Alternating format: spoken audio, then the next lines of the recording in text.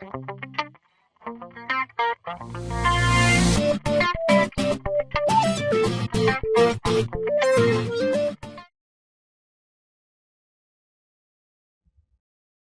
and welcome to the English Box. Today we are going to talk about question tags. In order to use question tags, you need a basic understanding of auxiliary verbs. As I'm sure you know, we use auxiliary verbs in questions. For example, do you like chocolate? The auxiliary verb is do, and in negative sentences, I haven't been to Jamaica. Here, the auxiliary verb is have.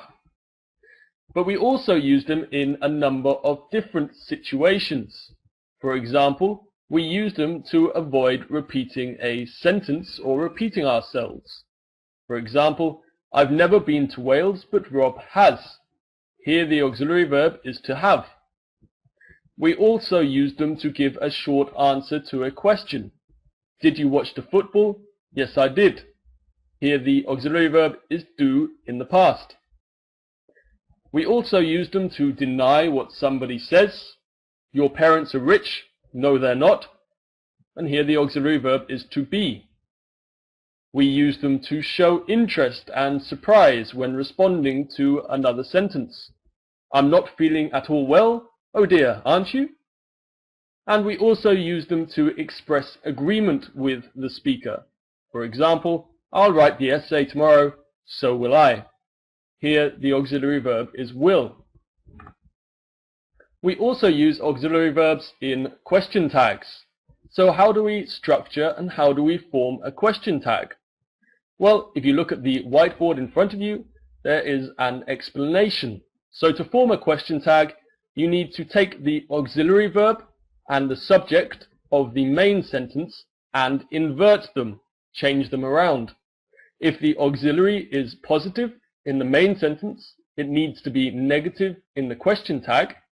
And if the auxiliary is negative in the main sentence, it needs to be positive in the question tag. This is a little bit clearer if we look at some examples. You like watching horror films, don't you?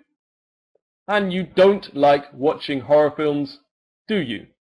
So as you can see, we have a positive statement and a negative question tag in the first example, and in the second example we have a negative statement and a positive question tag. So that's the structure of question tags, but when do we use them and why do we use them? Well, question tags, as I said, appear at the end of positive or negative statements. They have a number of different uses, the first being to ask someone's opinion. The second one can be to ask for confirmation or to check something. The third can be to facilitate conversation or to keep a conversation going. And fourthly, to pressurize someone into agreement. So let's look at a few more examples of question tags. Number one, you don't like chocolate, do you? Here we have a present simple example with the auxiliary verb do. Number two, James is at home, isn't he? Here you have a present simple example again, but with the auxiliary verb to be. Number three, you had fun last night, didn't you? Here we have a past simple sentence with the auxiliary verb did. Number four, they're leaving tomorrow, aren't they? Present continuous, auxiliary verb to be.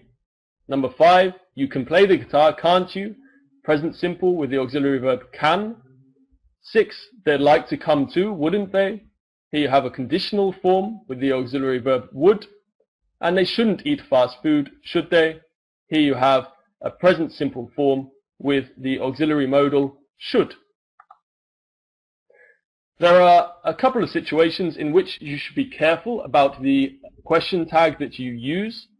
Firstly, with the verb have. If you use have as the main verb for possession, you should say don't you in the question tag. So you have a dog, don't you?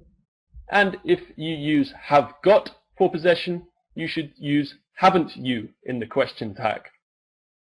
Also with the verb to be, in conversation, we tend to say aren't I in the question tag instead of am I not.